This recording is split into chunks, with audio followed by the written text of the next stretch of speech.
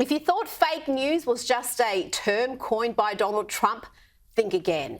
Yes, we saw plenty of fake news during Trump's term, from the numerous Russian collusion fantasies, remember the infamous P-tape nonsense, to the highly damaging Afghan bounty story in the final months of the election campaign.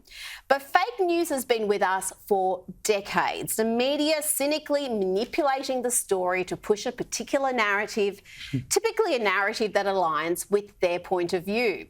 But what the BBC and Martin Bashir did is on a whole nother level. Fabricating evidence, including bank statements, to play on the fears and paranoia of Princess Diana, so she'd submit to a tell-all interview. Diana was not only lied to once or twice, but dozens of times, with Bashir alleged to have told Diana she was being followed, that family insiders were being paid to spy on her and leak to the media, that Prince Charles was having an affair with Harry and William's nanny, and much, much more. Bashir and the BBC are said to have peddled some 38 lies to Diana and her brother, and even fabricated fake bank statements to show that certain staff and insiders were on the take. Earl Spencer has since said if he hadn't seen those fake documents, he would not have made the introduction, and that tell-all interview would never have happened. But what is just as shameful as the initial deception and manipulation is the cover-up. The BBC investigated how Bashir came to secure this interview back in 1996. And they were at best woefully incompetent, or at worst complicit in a deliberate cover-up. It certainly looks like the latter, and that was essentially what Lord Dyson's 6-month investigation found.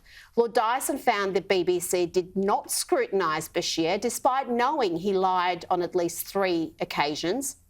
And they also found, Lord Dyson also found the BBC, without justification, had covered up Bashir's litany of lies. No wonder Prince William was scathing today in condemning the taxpayer-funded broadcaster's behaviour. It is my firm view that this panorama programme holds no legitimacy and should never be aired again. It effectively established a false narrative which for over a quarter of a century has been commercialised by the BBC and others. This settled narrative now needs to be addressed by the BBC and anyone else who has written or intends to write about these events. In the era of fake news, public service broadcasting and a free press have never been more important. And that's what's so tragic about what happened. It wasn't just Diana who was fooled and spent her final years feeling paranoid and isolated, but it's the way these lies impacted so many other lives. That false narrative that the BBC helped create won them awards and has for more than 2 decades been commercialised by them and others. It is my firm view that this panorama programme holds no legitimacy and should never be aired again. It effectively established a false narrative which for over a quarter of a century has been commercialised by the BBC and others.